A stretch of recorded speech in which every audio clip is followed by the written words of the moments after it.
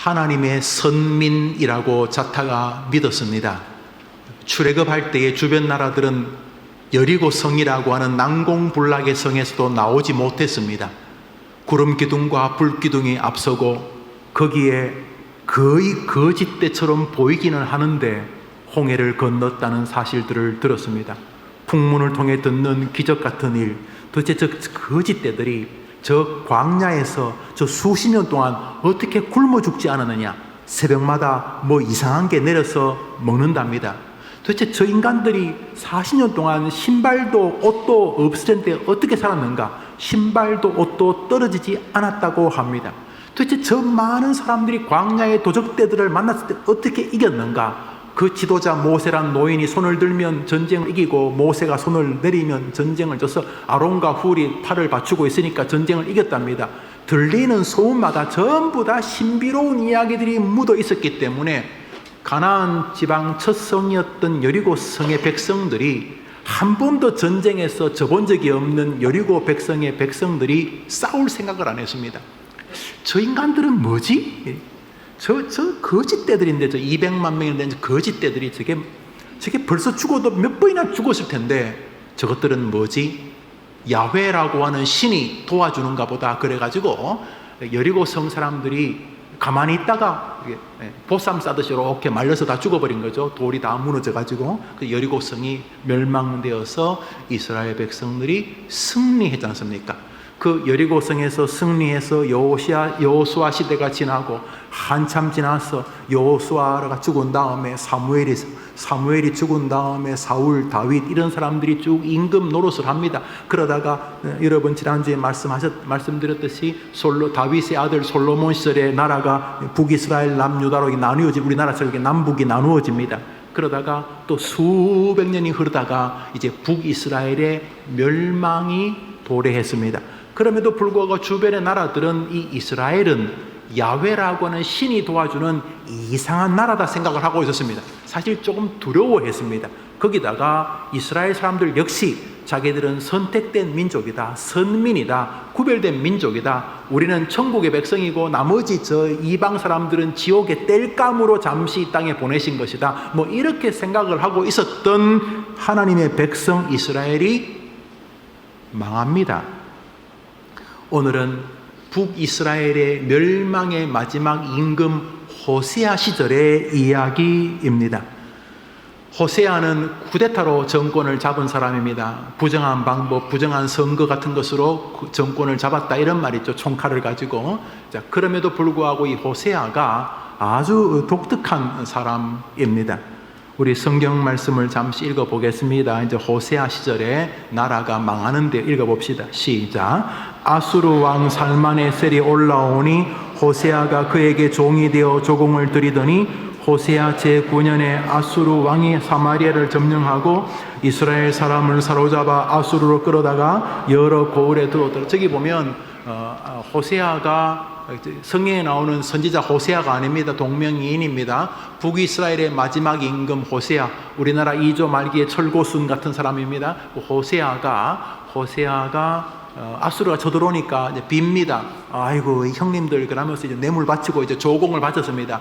그러다가 결국 뭐 어느 정도 조공을 받다가 사마리아가 트집을 잡고 또 이 호세아가 혹시나 애굽이 도와주지 않을까 이렇게 양다리 정치하다가 결국 나라가 아수르에게 망했다. 이제 그런 내용이죠. 아수르가 북이스라엘을 멸망시켜 버렸고 백성들을 끌어다가 아수르 여러 지역에 분산 배치했다. 뭐 이런 감옥에 집어넣었다 이런 뜻입니다. 나라가 망한 것입니다. 100년 전에 우리나라가 일본에 그랬던 것처럼 나라가 망했습니다. 여기 오늘 뭐 기도하시는 편장로님 같은 분은 바로 다 기억하시겠죠. 일제시대 나라가 망했던 시대의 말입니다. 감사하게도 그 증인들이 아직 살아계십니다. 그러므로 우리 국민들이 비정상이 아니면 나라가 망할 수 있겠구나 생각을 해야 합니다. 70년, 100년 전에 일본 사람과 지금 일본 사람이 달라졌다고 생각을 하십니까? 그냥 외국의 눈치가 있어서 그래서 못 보고 망합니다. 우크라이나를 얼마 전에 러시아가 일부분 점령했지 않습니까? 발칸반도 그 근방. 그리고 어떻게 됐습니까? 끝났습니다. 다시 러시아가 점령했습니다. 지금도 전쟁은 곳곳에서 벌어집니다. 그럼 왜 다른 나라도 아니고 하나님의 선민, 하나님이 선택한 나라가 이방의 개처럼 여기던 아수르에게 망한 것입니까? 왜 이스라엘이 오랫동안 아수르의 밥이 되었던 것입니까? 왜 우리나라 이름을 못 쓰고 우리 뭐 김철수 또 김돌세 이런 우리 이름 못 쓰고 뭐 김스네끼리 뭐 박와르바시 왜 이렇게 이름을 써야 돼? 왜 이런 이름을 일본 이름을 써야 했습니까? 나라를 잃어버렸기 때문입니다. 아니 그냥 뭐 국민들이 개 돼지 같은 나라라면 모르겠는데 선민 하나님이 도와주시고 지켜주시고 구름기둥 불기둥으로 인도해 주셨던 하나님의 나라 이스라엘이 왜 멸망했냐 하는 것입니다. 멸망했던 이유를 성경은 이렇게 말합니다.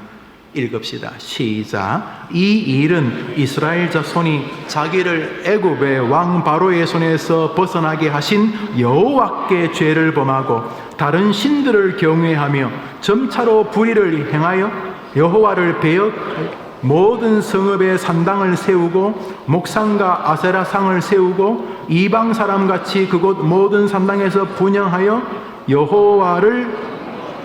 여호와를 경노하게 했다.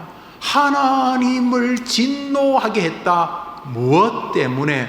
이스라엘 자손들이 이 일은 이 말은 나라가 멸망한 이유는 애굽에서 자기를 건져내신 하나님의 은혜를 다 잊어버리고 지금까지 이만큼 살 수 있도록 주신 은혜를 잊어버리고 다른 신을 경배하고 우상을 섬기면서 하나님을 경노하게 했기 때문이다. 대표적인 죄는 바로 우상 숭배였습니다.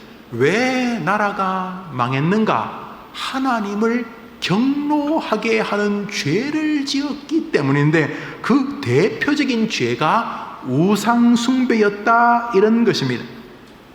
그 시대 우상 이름이 참 많이 나옵니다. 다른 신들, 산당, 목상, 아세라상, 모든 산당, 신들의 이름이 많습니다. 여러 산당, 아세라상, 바알상, 이런 신들이 많습니다. 하나님보다 더 경배할 때는 마음을 둔다는, 하나님보다 더 마음을 두는 신들이 있자 하나님이 경노하셨다 이런 말이죠. 우리 시대에 하나님보다 더 마음을 두는 것들은 어떤 겁니까? 문명의 기기, 휴대폰을 어떻게 바꾸느냐, 얼리버드 그러면 새로운 물건, 새로운 기기, 새로운 전자기기에 얼마나 관심이 거기가 있습니다. 돈 때문에 부모 죽이는 건 이제 신문에도 안 나옵니다, 여러분. 보십니까? 한때는요, 부모 죽이면 일면 정치 사회 문제 다 때려치우고 일면에 폐륜이라 일면. 요즘은요, 부모 죽여도 일면 안 나옵니다. 사회면도 안 나올 겁니다. 하도 그런 일이 많기 때문에. 이 시대는 부모도 죽일 수 있는 힘을 가진 돈을 보게 됩니다. 형제지간에 원수되는 건 이거는 이야기거리도 아니면 저는 장례식 하는 제 장례하는 자리에서 형제들이 싸우는 거 제가 봤습니다. 돈 힘 셉니다. 형제, 피부치 형제도 원수로 만듭니다. 교회 생활 엉망 만드는 거 별것도 아닙니다. 이데올로기에 사람이 빠지면요, 완전히 사람이 미친 사람이 됩니다. 그 이데올로기에 빠지면 사람이 희한한 사람이 됩니다. 그 우상입니다. 인권, 자유, 개성 이런 게 다 우상입니다. 짐승들도 하지 않는 동성연애 같은 이런 것들 그거 가지고 인권 이야기하는 거 우상입니다. 우상. 하나님을 무시하는 모든 것들이 우상입니다. 창조질서. 한 남자와 한 여자가 가정을 이루라고 주님이 말씀하셨는데 왜 하나님은 다야? 왜 남자와 여자만 결혼해야 돼? 남자와 남자끼리 성생활 할 수 있고 여자와 여자끼리 왜 안 되는데? 우상입니다.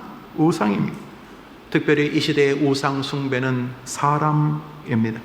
절대의 가치를 흔드는 포스트 모던 시대를 지나고 있고 모든 권위를 부수자고 하는 68혁명이죠. 프랑스 파리에서 시작된 그 68혁명의 잔재가 지금 68년 그래봐야 50년밖에 더 됐습니까? 전 세계를 휩쓰고 있습니다. 모든 권위는 부수어야 한다. 이런 것이 이 시대에 그냥 자욱하게 그늘을 들이우고 있습니다.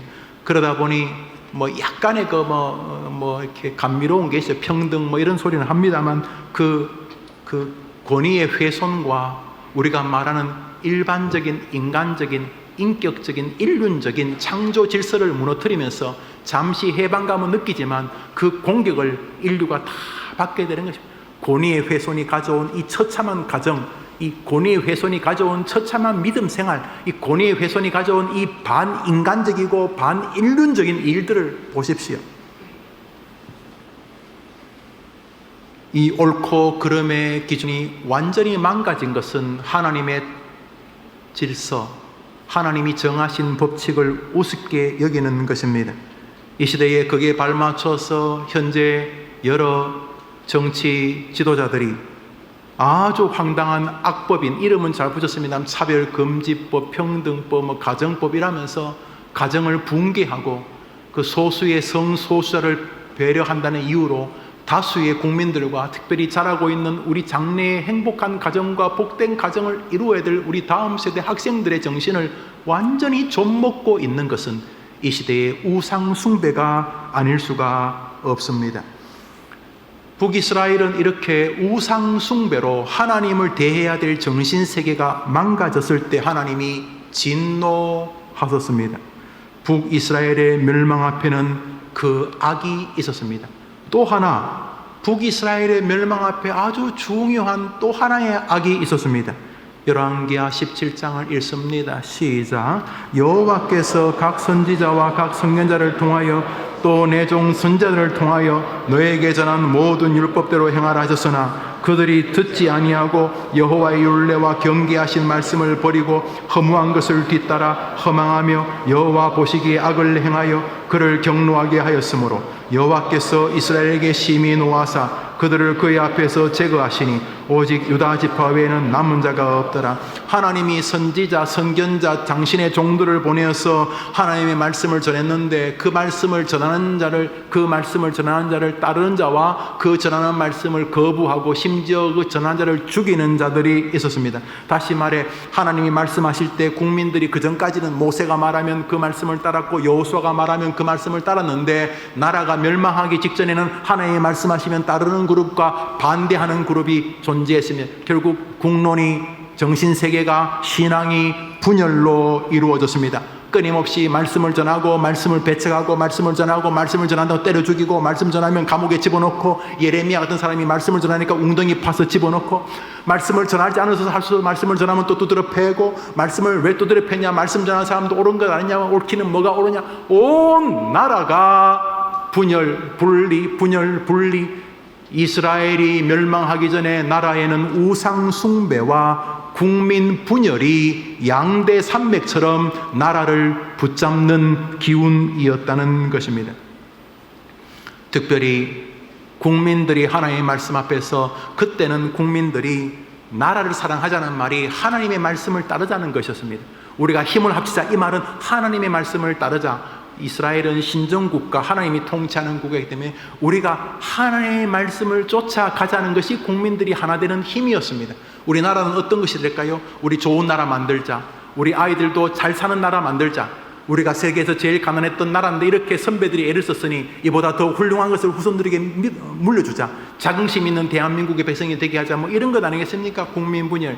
잘 살아보자. 잘 먹고 잘 살아보자. 우리 굶지 말자. 우리 더 이상 가난을 물려주지 말자. 그렇게 해서 우리나라가 잘 살아보자는 운동이 국민들의 일단은 뭐 다 마음을 주름잡았지 않습니까? 그 아무것도 없던 나라가 이만큼 된 것은 기적 같은 일이며 석유 한 방울도 제대로 안 나오는 나라가 이렇게 사는 거 기적 같은 거고 그렇게 많은 차들이 석유 한 방울도 없는 나라에서 곳곳에 조회수가 있고 우리나라 정말 대단한 나라가 아닐 수가 없습니다. 대단한 나라가 아닐 수 정말로 대단한 나라가 아닐 수가 없습니다. 그런데 나라의 분열은 나라를 멸망으로 치달을 수 있다는 사실을 우리는 성경에서 보게 됩니다. 물론 역사적으로도 봅니다만 역사는 별로 안 중요하고 우리는 성경이 중요하니까 성경은 나라가 망할 때에 이런 현상이 있다. 첫째로 하나님이 진노하신다. 그러나 불신자들은 받아들이지 않죠. 무슨 하나님이 진노? 그러나 우리는 나라가 망하기 전에 하나님의 진노가 선재한다. 근데 왜 진노하셨는가? 첫째로 우상 숭배와 상관이 있다. 저는 우리 대한민국에 주름 잡고 있는 우상 숭배를 봅니다. 나라 전반을 자욱하게 두르고 있는 우상 숭배 정신, 특별히 이데올로기, 이즘, 또 인권, 사람, 돈, 전체 거기다 정치, 나라 전반이 우상 숭배. 더 이상 하나님의 주권보다는 이 세상의 사람들이 만들어가고 있는 이 허무맹랑한 이런 사상들이 이 시대를 주름 잡고 있습니다. 분명합니다. 두 번째로, 나라가 망하기 전에 국민들이 분열합니다. 하나님이 말씀하신데 싫다 좋다 싫다 좋다 좋다파 싫다파가 끊임없이 죽이고 죽고 감옥에 집어넣고, 그것이 나라가 망하기 전에 이스라엘의 현상이었습니다. 여기 분열에 관한 것 말입니다. 이스라엘 백성들이 좋을 때는 한 마음이 돼서 모세를 따라갑니다. 한 마음이 돼서 여호수아를 따라갑니다. 한 마음이 안 될 때마다 주님이 징계하셨고, 한 마음이 될 때마다 당신의 백성의 영광을 허락해 주셨습니다. 그런데 이 나라가 지금 멸망 직전에 있습니다. 여러분, 저는 대한민국을 사랑합니다. 여러분도 그렇겠지만 그런 느끼실 수 있어요. 저는 국가를 사랑합니다. 정말로 사랑하는 것은 왜가? 이것이 우리나라 내게 주신 것이. 저는 해림교회를 사랑합니다. 대한민국에 몇만 개 교회가 있지만 저는 대한민국에서 제일 사랑하는 교회는 해림교회입니다. 하나님이 저에게 주신 교회이기 때문입니다. 그런 것처럼 저는 세상에서 제일 사랑하는 나라가 대한민국입니다. 왜냐하면 하나님이 저에게 주신 나라이기 때문입니다. 그런데 이 대한민국이 망하고 있습니다. 멸망 직전에 있습니다. 어쩌면 카운트다운이 시작되었다 해도 과언이 아닐 것입니다. 성경에 의하면은, 갈라디아서 5장을 읽겠습니다. 읽읍시다. 시작. 만일 서로 물고 먹으면 피차 멸망할까 조심하라. 분쟁하면은 멸망한다고 주님 말씀하셨습니다. 그러니까 조심하라는 말은 스탠바이라는 것입니다. 이제 한 발짝 발 잘못 디디면 대한민국은 다시 참혹하게 될 것입니다. 저는 국제정세는 잘 모릅니다만, 참고로 떨이 있죠, 떨이. 창고에 물건을 많이 만들었어요. 예측을 잘못해가지고 회사가 아주 물건을 많이 만들었어요. 원래는 한 대 100만 원씩 받아야 되는데, 이거 다음 신제품이 나오면 이거 문제가 생겨요. 수출도 거의 막혔어요. 이거 수출하다 보면 죽도 밥도 안 되겠어요. 그러면 어떡하냐? 그 싼 값으로 한 대에 한 5만 원씩 받고 95만씩 디스카운트해서 처리합니다. 그래서 땡 처리된 물건들이 막 나올 때요, 엄청나게 비싼 것도 싸게 살 수 있죠. 왜냐하면 그걸 더 이상 보관할 수가 없기 때문에. 지금 전 세계의 재래식 무기가 땡 처리돼야 됩니다. 전 세계 상상도 할 수 없는 어디 전쟁이 일어나줘야 됩니다. 특별히 대한민국 같은 나라가 전쟁이 일어나주면 끝내줍니다. 세계 반도체, 조선, 우리나라가 세계 최고이기 때문에 우리나라가 한번 망해주면 우리 주변의 나라들은 거의 2~3% GNP가 올라갈 것입니다. 아주 끔찍하지만 핵폭탄이 터져서 주변 나라에 손해만 안 되면 대한민국에 전쟁이 일어나주기를 바라는 사람들, 땡처리하고 싶은 사람들이 굉장히 많습니다. 여러분 한번 생각해 보십시오. 도와주는 척하고 인류애를 말하지만 그거 다 어떡합니까? 새로운 무기 계속 개발해야 됩니다. 그래야지 자기 나라 여러분 군수회사가 돌아가면요, 일본이 6.25 때문에 잘 사는 것처럼 그런 일이 벌어집니다. 피차 물고 뜯고 분쟁하면 멸망할까 조심하라. 예수님께서도 말씀하셨습니다. 서로 분쟁하는 나라나 가정, 교회는 설 수 없다. 개인도 마찬가지입니다.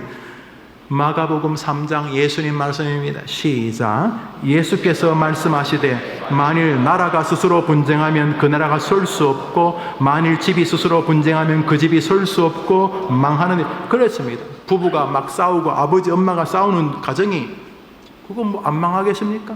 싸워서 서로 갈라서게 되면 아이들은 그 아이들의 부모 말고 할아버지 할머니 양가 외가는 이거 너무 슬픈 일이 아닐 수가 없어요. 주님 말씀하셨습니다. 뭐라고요?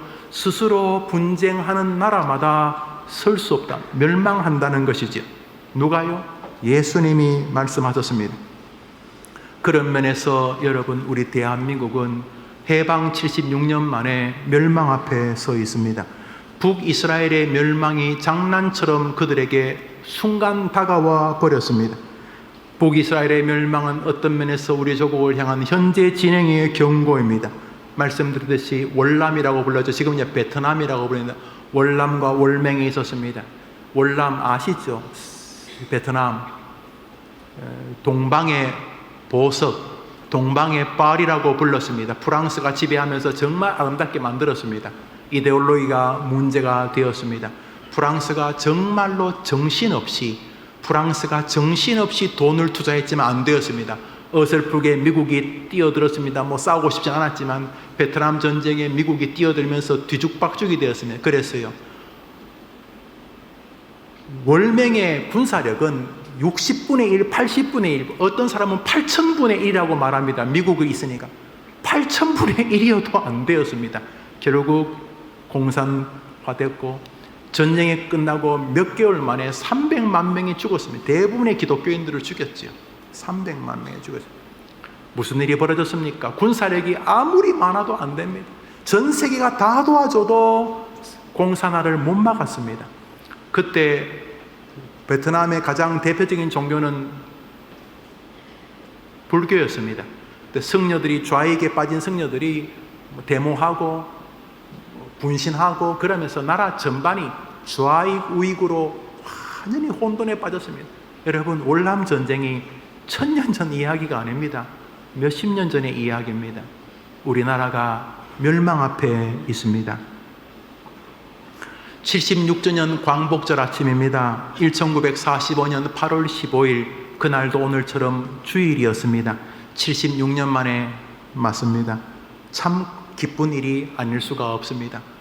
또 이데올로기가 끼어들어서 이날을 광복절로 부르는 사람도 있고 아닌 사람도 있긴 합니다만, 여튼간에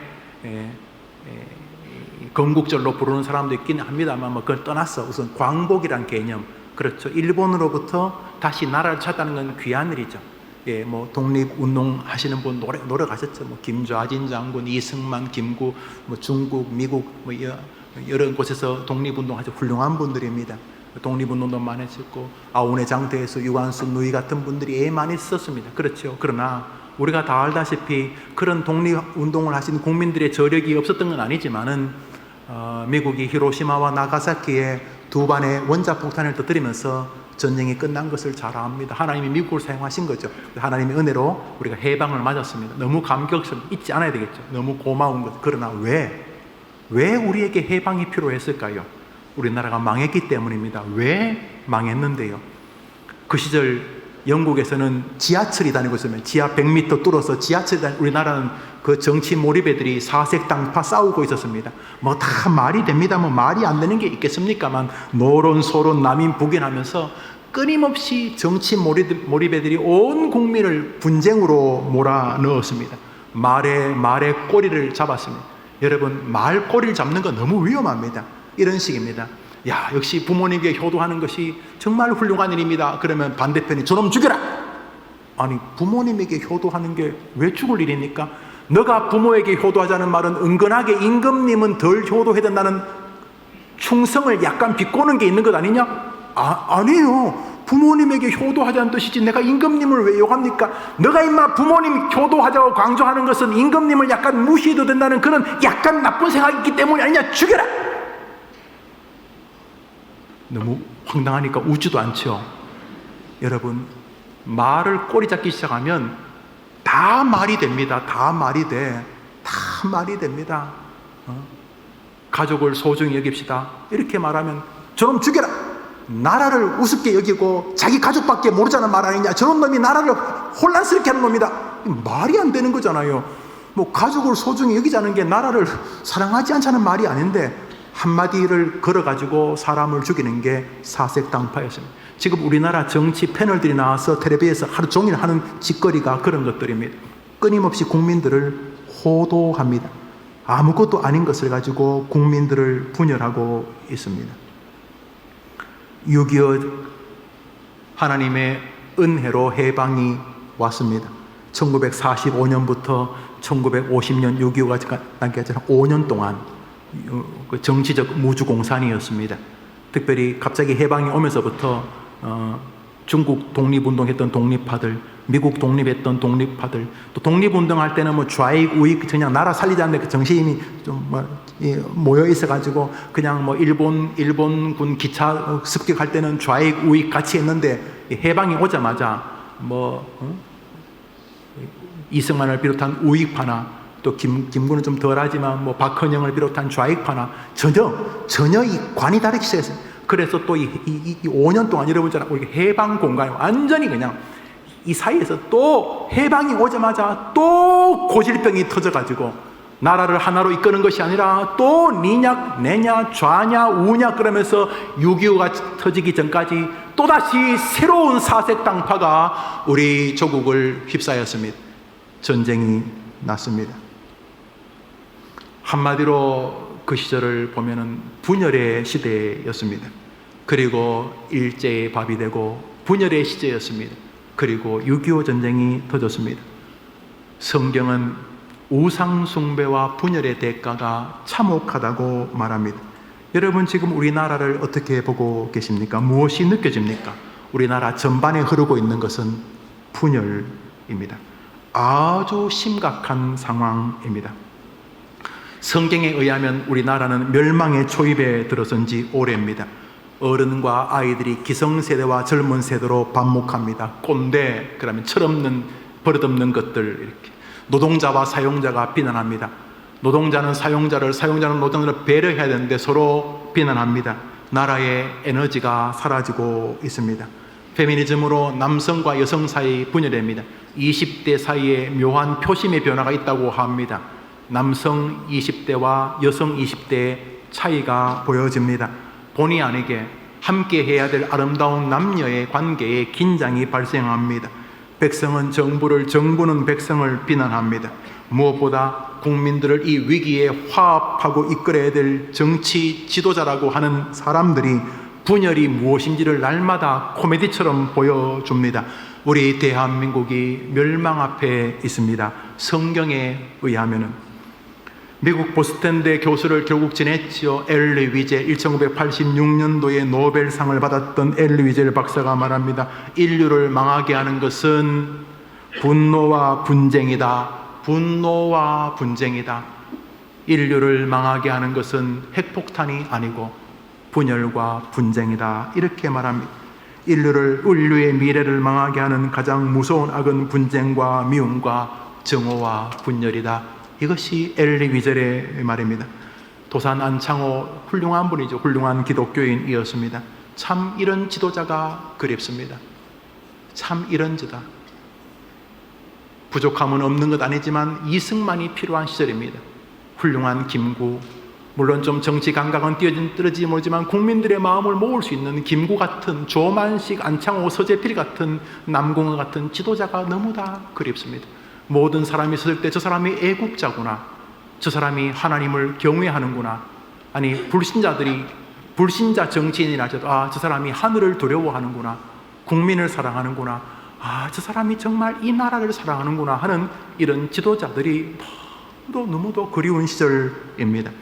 도산 돌아가시기 전까지 그런 전국을 순회하면서 우리나라가 사는 길은 한 손에 성경을, 한 손에 교육을 드는 길이라고 말했습니다.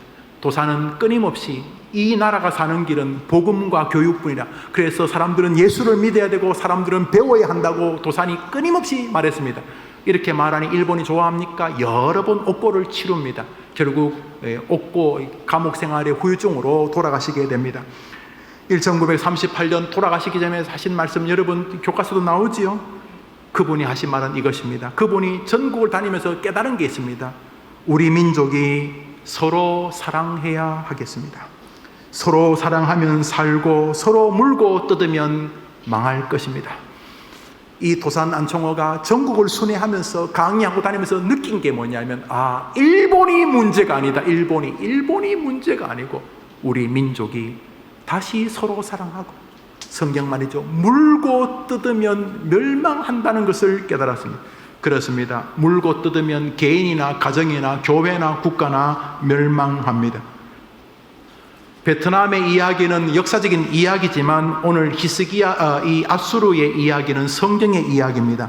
저는 역사를 별로 못 믿습니다. 전공을 했지만은 인간이 역사에서 가장 크게 배우는 건 끝까지 역사를 통해 안 배운다는 것이라고 하지만은 역사 역시 가변적일 수 있습니다. 사관에 따라 달라질 수 있습니다만 성경은 영원히 변함이 없습니다.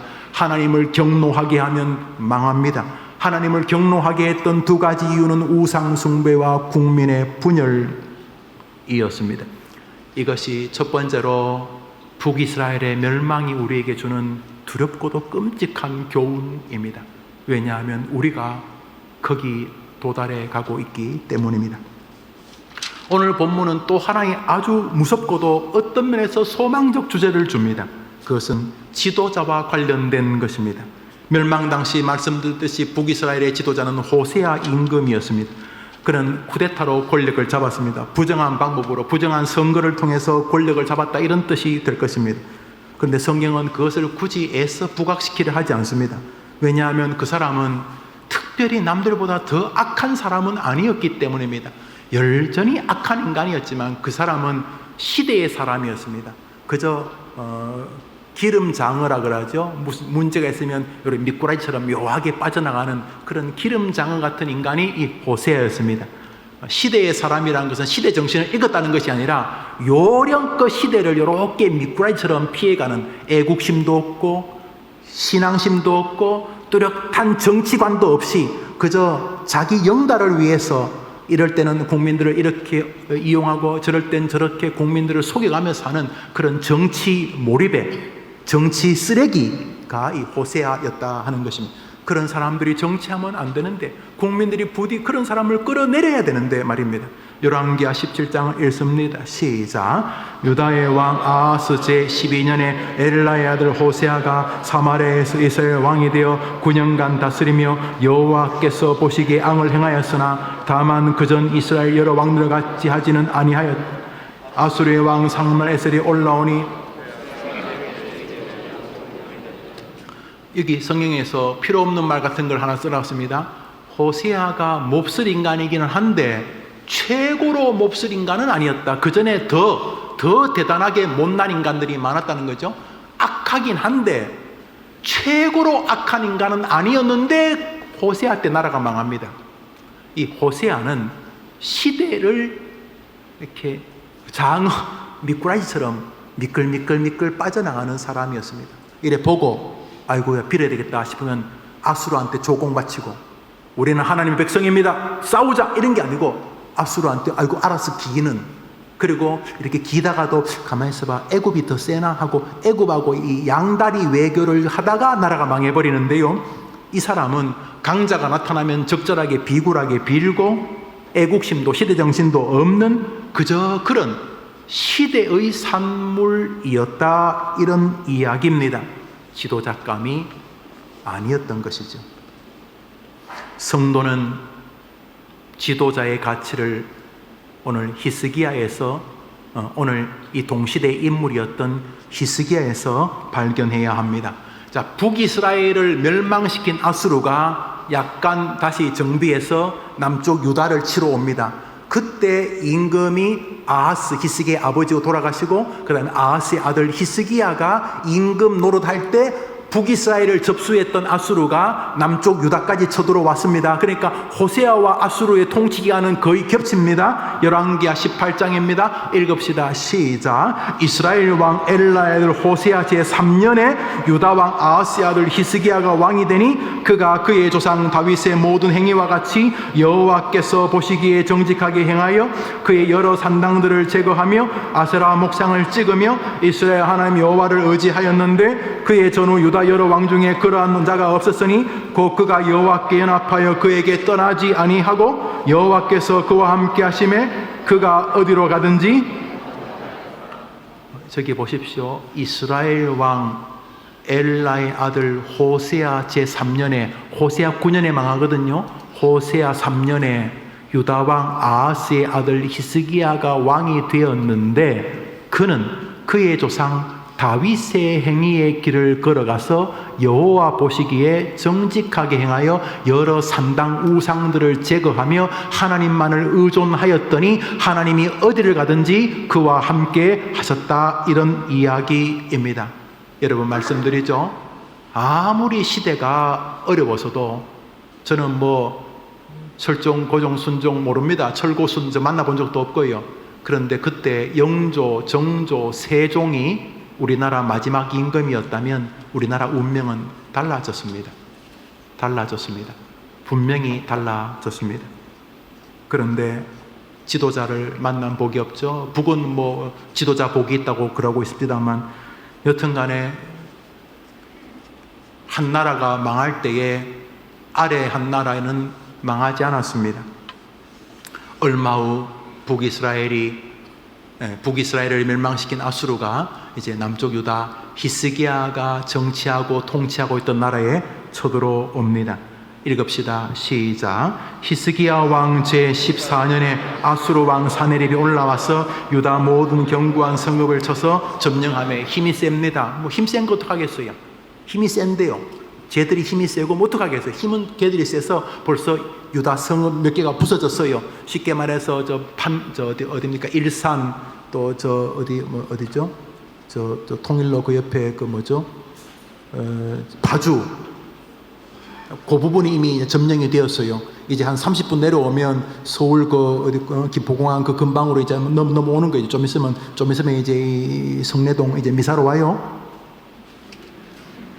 온다고요. 지금 그런 상황에 지금 파주 일산이 넘어갔어요. 뭐 대성리 벌써 넘어갔고 저쪽 연평도 저쪽도 벌써 다 넘어갔고 백령도도 넘어갔고 지금 쭉 뻘겋게 지금 내려오고 있어요. 지금 그런 상황이에요. 그런 상황이에요. 힘이 아수르가 센 거 맞아요. 걔네들이 무기도 많고 뭐 돈도 많고 힘도 많고 군대도 많고 쳐들어와서 이제 그렇게 무너지고 있는 중이에요. 점령함에 무너졌다는 거죠. 그런데 히스기야는 가급적 싸우지 않으려고 노력하지만 하지 않을 수가 없어요. 결국 싸우게 됩니다. 그때 히스기야가 한 행동입니다. 열왕기하를 읽읍시다. 시작. 히스기야 왕이 그 옷을 찢고 굵은 배를 두르고 여호와의 전에 들어가서 선지자 이사야에게로 보내매 이와 같이 신복이 이사야에게 나아가니 이사야가 그들에게 이르되 너희는 너희 주에게 말하라. 여호와의 말씀이. 첫째로 히스기야는 할 수 있는 방법이 없다는 걸 깨닫습니다. 첫 번째로 한 것은 여호와의 성전에 들어가는 것입니다. 해림교회 성도님만이라도 이 나라를 위해 기도하기 시작하면 이 나라에 빛을 주실 줄 믿으면 아멘 해보십시오. 여러분에게 달렸습니다. 오늘 이 설교를 준비하는 이유가 바로 그것입니다. 이제 여러분에게 달렸습니다. 김용기 장로님, 참 제가 존경하는 장로님입니다. 정말 제가 제일 존경하는 건 우리 해림교회 장로님이고 두 번째로 존경하는 분이 그분인데, 김용기 장로님, 가나안 농군학교에 써놨죠. 조국이여 안심하라. 가나안 농군학교가 무슨 핵폭탄 제조하는 것도 아니고 조국이여 안심하라. 가나안 농군학교 우리 장로들하고 옛날에 가봤었는데, 여러분이 저도 몇 번 가봤었는데 기도굴 앞에 써있죠. 조국이여 안심하라. 그 조그만 기도굴에서 뭐 할 건데요? 기도합니다. 히스기야 한 사람이 기도하자 하늘이 움직이기 시작한 줄 믿으면 아멘 해보십시오. 여러분에게 달렸습니다. 여러분, 우리 해림교회에게 달린 것입니다. 히스기야는 첫째로 성전에 들어가서 제사장 선지자 이사야에게 사람을 보냅니다. 선지자님 말씀해 주십시오. 하나님 뜻이 무엇인지. 히스기야의 그 겸비한 모습을 보고 하나님이 이사야를 통해서 너가 그래 기도하면 내가 도와주겠다고 말씀하십니다. 이제 본격적으로 히스기야는 하나님의 말씀을 등에 업고 기도하기 시작합니다. 성경 말씀 읽습니다. 시작. 히스기야가 여호와의 성전에 올라가서 여호와 앞에 펴놓고 그 앞에서 히스기야가 기도하여 이르되 이스라엘의 하나님 여호와여 주는 천하 만군의 홀로 하나님이시라. 주께서 천지를 만드셨나이다. 여호와여 귀를 기울이소서 들으소서. 살아계신 하나님을 비방으로 보낸 말을 들으시옵소서. 그걸 이제 외치기 시작합니다. 하나님 한번 따라합시다. 하나님, 우리 해림교회 성도들의 기도를 들으시고 우리나라를 살려 주옵소서.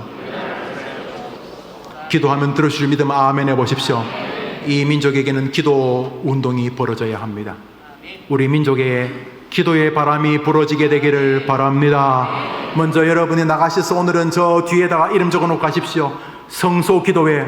이 성소 치우기 전에, 죽기 전에 내가 해림교회 그 강단에 올라가서 나라를 위해 기도했다고, 우리 기도 제목 나라와 사랑하는 이를 위한 기도하고 있으니까 나가시면서 이름 한번 적어두시고, 여러분 하루에 일주일에 30분도 못 냅니까? 30분 내서 여러분 내려오셔서 여기서 기도하십시오. 조국이여 안심하라. 멸망 직전에 북이스라엘은 우상 숭배와 분쟁으로 오늘도 치고받고 우파냐 좌파냐 무슨 당이냐 그러고 있을 때 끝은 멸망이었습니다. 그러나 남이스라엘도 하나님 앞에 진노를 받고 있었지만 히스기야를 비롯하여 백성들이 통회하고 기도하기 시작합니다. 말씀을 등에 업고, 이 말은 말씀을 붙들고 말씀에 귀를 기울고 제일 먼저 이사야를 통해서 하나님 말씀해 주시기를 바라는 겸손한 마음. 그래서 하나님 이사야에게 말합니다. 너가 기도한다면 들어줄 것이다. 이사야를 말씀을 듣고 히스기야는 강단에 올라와서 기도하기 시작합니다. 성전에 올라와서 기도합니다. 하나님, 저 아수르 18만 5천 명이 우리를 죽이러 옵니다. 우리는 아무것도 없는데 저 군대는 탱크를 가지고 옵니다. 돈을 가지고 옵니다. 사상과 이데올로기를 가지고 옵니다. 온갖 되도 않는 이상한 법들, 뭐 차별법, 무슨 법, 평등법, 다 쓰레기 같은 법들인데 국회의원들이 그런 더러운 법을 만들고 있습니다. 다행히 우리 교단이 진짜 지금 이상한 짓을 하고 있습니다만, 다행히 우리 총회장을 비롯한 모든 교단이 이 법이 악법이라고 저항하고 있는 것은 너무 고마운 일입니다. 참 고마운 일입니다. 그런 면에서 제가 우리 교단을 참 떠날 수 없을 만큼 참 고마워요. 우리는 이 차별법, 뭐 가정법이 다 동의하지 않습니다. 악한 법이기 때문입니다. 그런데 우리가 할 수 있는 게 없습니다. 여러분 국회의원 아니지 않습니까?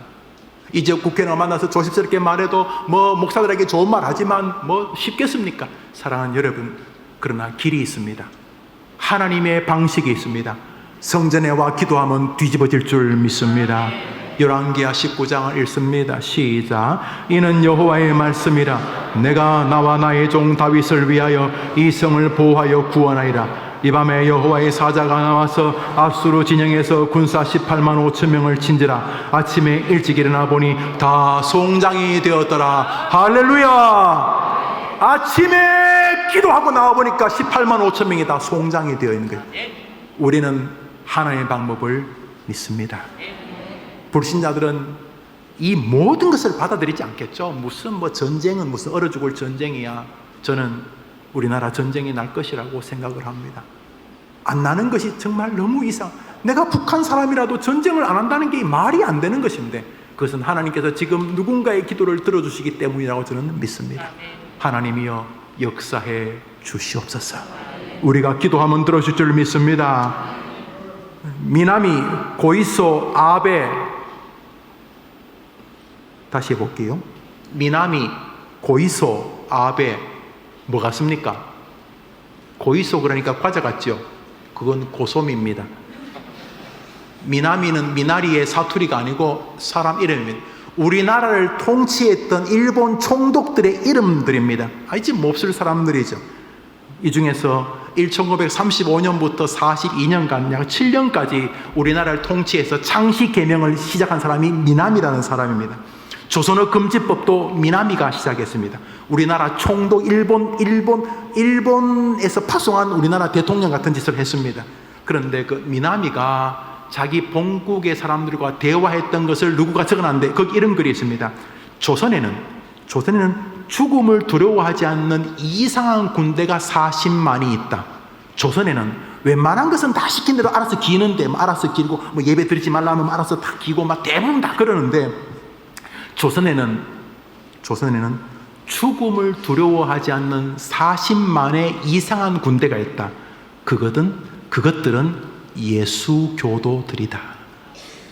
일본 총독이 한국에 와 있으면서 창시 개명하고 조선말 못 쓰게 하면서도 기독교인들을 두려워했던 것입니다. 이 시대 교인들을 두려워합니까? 두려워합니까?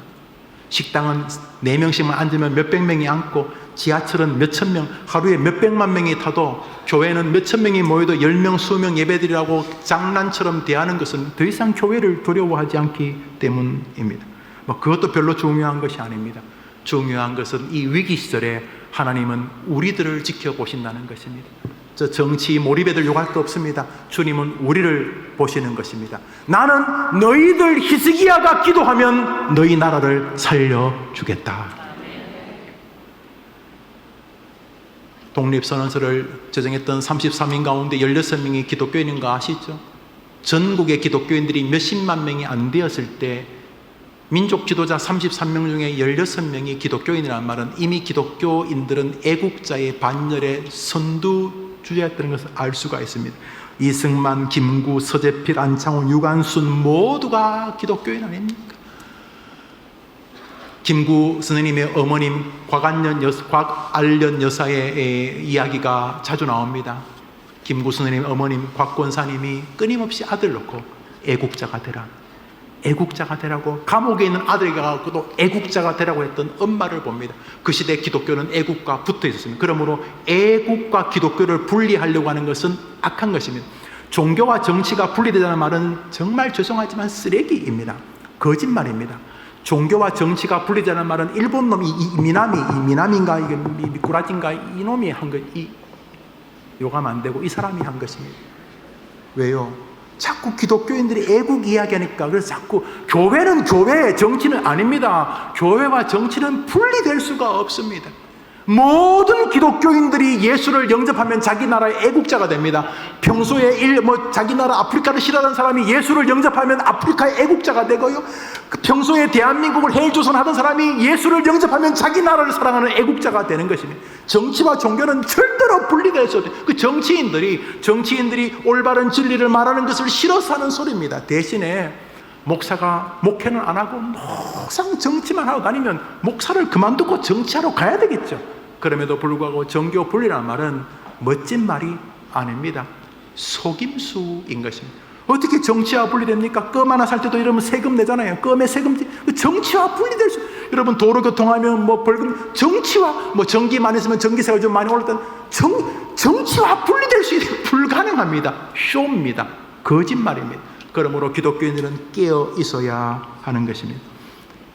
사도 바울이 예수님 믿고 자기 나라에 별 관심이 없었다고요? 로마서 9장을 읽습니다. 시작. 나의 형제 곧 골육의 친척을 위하여 내 자신이 저주를 받아 그리스도에게 끊어지도록 원하는 바라. 자기 민족을 살릴 수 있으면 자기는 죽어도 좋다고 하는 게 바울이었습니다. 모세의 정신을 읽습니다. 출애굽기입니다. 시작. 모세가 여호와께 다시 나와 여짜오되 슬프도소이다. 이 백성이 자기들을 위하여 금신을 만들어 사오니 큰 죄를 범하였나이다. 그러나 이제 그들의 죄를 사하시옵소서. 그렇지 아니하시오면 원하건대 주께서 기록하신 책에서 내 이름을 지워버려 주옵소서. 여러분, 자기 민족을 버리신다면 차라리 나를 죽이라고 말하는 모세가 쇼하냐? 그러지 않고 하나님이 좋다라고 하신 것입니다.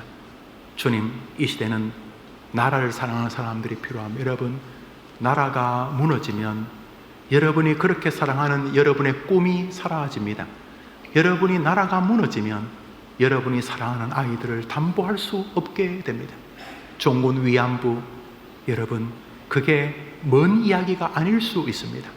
여러분의 딸, 자식, 손녀를 보면서 나라를 사랑하지 않을 수 없으셔야 하는 것입니다.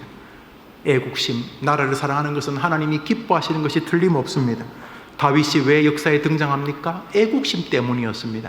잘 읽어보시기를 바랍니다. 사무엘상 17장입니다. 시작. 다윗이 곁에 서 있는 사람들에게 말하여 이르되 이 블레셋 사람을 죽여 이스라엘의 치욕을 제거하는 사람에게는 어떠한 대우를 하겠느냐? 이 할례받지 하는 블레셋 사람이 누구이기에 살아계신 하나님의 군대를 모욕하겠느냐? 다윗이 사울에게 말하되 주의 종이 사자와 곰도 쳤은즉 살아계신 하나님의 군대를 모욕한 이 할례받지 않은 블레셋 사람이니까 그가 그 짐승의 하나같이 되리되. 저기 하나님의 군대가 누굽니까? 이스라엘을 말하는 것입니다. 다윗이 왜 우리를 젊은 지금 왜 빡도른 줄 아십니까? 자기 나라를 욕하기 때문이었습니다. 헬조선, 왜 우리나라가 정치 너희들이 나라를 망쳤지 왜 우리나라 국민들이 얼마나 훌륭한데 이렇게 말해야 되나? 우리 국민들이 얼마나 우수한데 이 70년 만에 이 세계에서 두 번째로 가난한 나라를 이렇게 만들었는데 왜 우리 선배들이 못했단 말입니까? 너희들이 못하는 거지. 국민들을 다 거지로 만들려는 게 너희들이 못하는 거지. 국민들이 할 수 있는 용기를 다 꺾어버리고 돈 몇 푼씩 주는 너희들이 못하는 거지. 이렇게 말해야지. 우리나라 대도 안 나라 이러면 벌 받습니다. 다윗은 어떻게 역사에 등장합니까? 그때 이스라엘은 욕먹을 만합니다.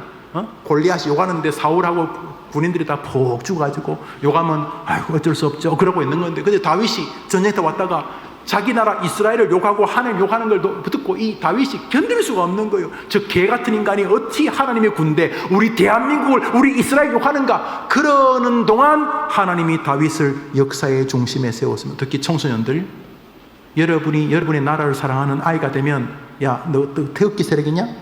오늘 꽃꽂이 하신 분이 태극기를 꼽아뒀네. 저는 광화문 태극기하고는 크게 상관없어요. 그분들 저는 훌륭하다고 생각합니다만 문제가 있을 수도 있지만 근데 여러분 잘 한번 생각해 보세요. 친구들 인기 끌려고 나라 욕하는데 그 숟가락 얹지 마세요. 여러분 하나님 보십니다. 여러분이 다윗처럼 될 것인지 사울처럼 될 것인지 결정 나요. 그러니까 여러분이 그래도 우리나라 훌륭한 나라야. 내가 볼 때 우리나라 대단한 나라야. 그리고 우리나라 지켜야 돼. 우리나라가 무너지면 우리 부모님 가족들 다 엉망이 되는 거야. 우리나라 가치로운 나라야. 우리나라 망하게 하면 안 돼. 우리나라 욕하면 안 돼. 이러면 말이지 하나님이 이렇게 가다가 딱 주목하십니다. 내가 두루다니며 이새의 아들 다윗을 만나니 내 마음에 합한 자라 그 중에 하나가 애국심이에요. 가다가 해림교회 저 청소년부 쟤는 나라 사랑하네. 가만히 있어보자. 다른 놈들은 뭐 나라 어쩌고 저쩌고 그러는데 저 녀석 눈물 안에 나라가 있네. 저 녀석 나라를 위해서 뭐 하고 싶어 하네. 하나님이 자기를 대한민국에 보낸 뜻을 알고 있네. 저 녀석 봐라. 하나님이 주목하는 인생이 될 수 있는 것입니다. 말씀을 맺습니다. 성도는 자신이 처해져 있는 나라를 하나님의 나라라고 생각합니다. 하나님이 나를 이 땅에 보내셨다고 믿기 때문입니다. 여러분, 오늘 설교를 정리합니다. 북이스라엘의 멸망 앞에 죄가 있었습니다. 그 죄는 크게 두 가지인데 우상 숭배와 국민의 분열이었습니다. 그런 면에서 우리나라는 멸망할 것입니다. 멸망해 가고 있습니다. 그러나 뒤집을 수 있는 기회가 있습니다. 뒤집을 수 있는 기회가 있습니다. 그것은 우리가 하나님의 히스기야가 되는 것입니다. 여러분 한 사람이면 충분합니다. 아니 뭐 히스기야인 거 아니요. 누구나. 우리 기독교는 한번 합시다. 한 사람을 찾습니다. 여러분 해본 시작.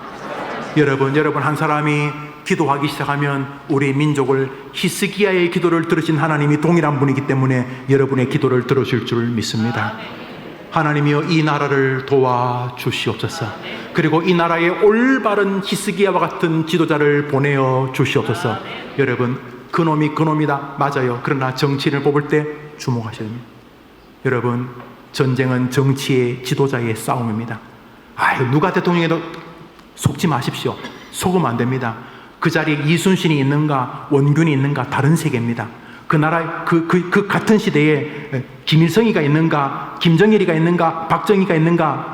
이 말은 또 내가 되게 박정희 좋아하고 또 김정일이 되게 싫어한다고 생각할지 모르겠는데 그 자리에 누가 있는가는 여러분이 절대로 우습게 얘기하면 안 됩니다. 어제 삼성전자의 대표가 되는 이재용 씨가 나왔다고 합니다. 가석방, 아직 석방 아니고 잠시 내보내준 이유 중에 하나가 나라 경제로. 왜요? 삼성도 뭐 직원이 수십만이 되는지 얼마 되는지 왜 그 사람 왜 나와야 되는데요?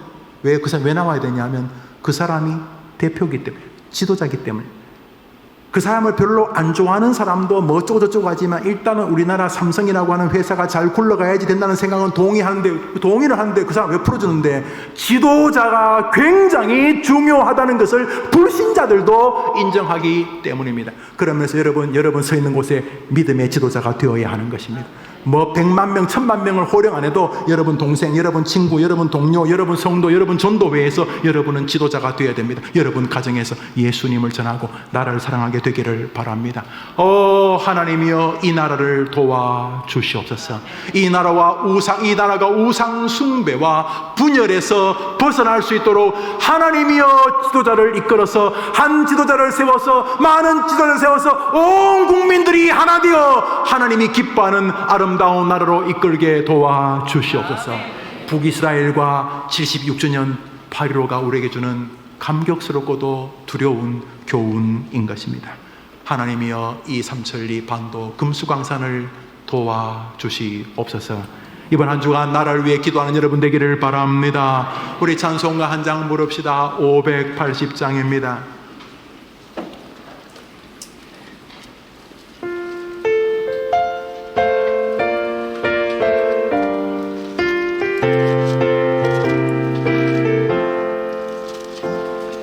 삼천리 반도 금수강산 하나님 주신 도산.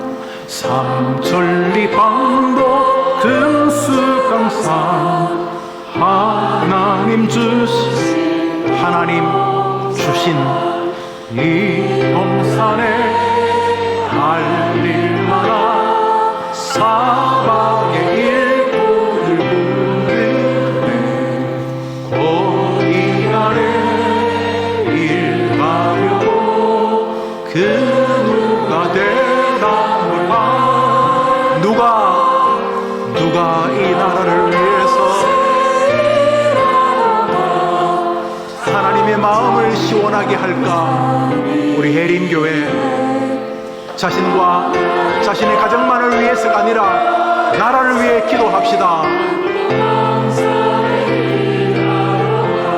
우리 다 같이 일어나서 한 번 더 부릅시다. 삼천리 반도 금수강산 하나님 주신 도산 삼천리 반도 금수강산 하나님 주신 도산 이 동산에 알릴 만한 조국이여 안심하라. 우리 해림교회가 있다. 조국이여 안심하라. 우리 해림교회가 있다. 히스기야의 기도를 들으신 하나님께서 우리의 기도를 들으시고 멸망 직전의 나라를 건져 주시기를 원합니다. 하나님 우리 나라를 도와 주옵소서.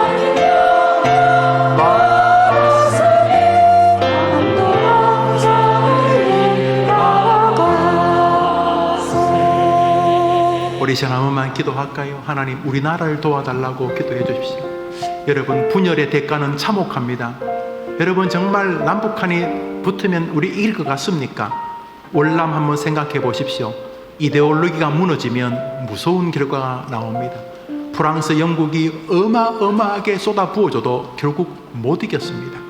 여러분 공산주의 좋습니까? 300만 명이 10년 동안 굶어 죽는 고난의 행군 저 나라가 좋습니까? 저 북한식 평등이 좋습니까?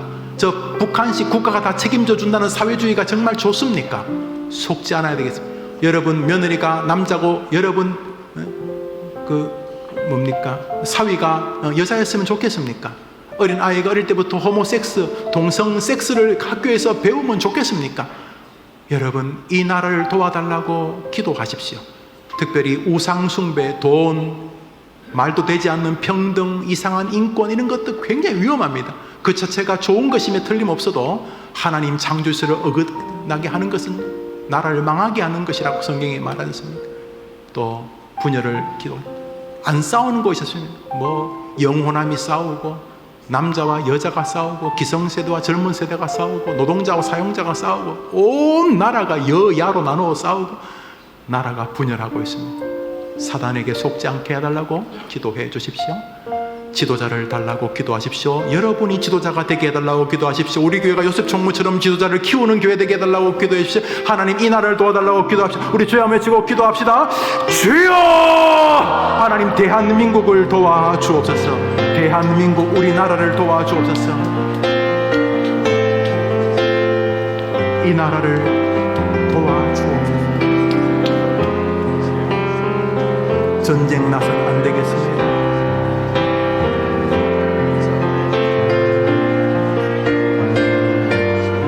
하나님 이 나라를 도와주옵소서. 하나님 이 나라를 도와주옵소서. 하나님 우리 아이들이 살아갈 이 나라를 도와주시옵소서. 하나님 이 아이들의 교과서를 보시옵소서. 참혹하기 짝이 없는 이 이상한 정신사조를 보시옵소서. 하나님 우리 나라를 도와주시옵소서. 멸망 직전에 북이스라엘 같은 우리나라와 이 정치인들을 주님이 정돈하시고 이 나라를 도와주옵소서. 구주 예수님의 은혜와 하나님의 사랑과 성령의 교통하심이 시대를 읽고 그리고 너가 히스기야가 되라, 너가 주의 전에 나와 나라를 위해 기도하라는 음성으로 받아들이면서 멸망 직전의 북이스라엘 우상숭배와 국민 분열, 지도자의 허망함을 보면서 우리 족이 너무도 흡사한 상황 위에 떨고 두려워하지만 하나님의 신락 같은 소망의 메시지, 나는 지금도 히스기야의 기도를 원한다고 말씀하셔서 우리에게 기도하라는 명령으로 알아 그렇게 기도하기로 다짐하는 이 시대의 히스기야 해림교회 성도들 위해, 특별히 함께 예배하는 저 멋진 청소년들 위해 영원토록 함께 있을지어다. 아멘.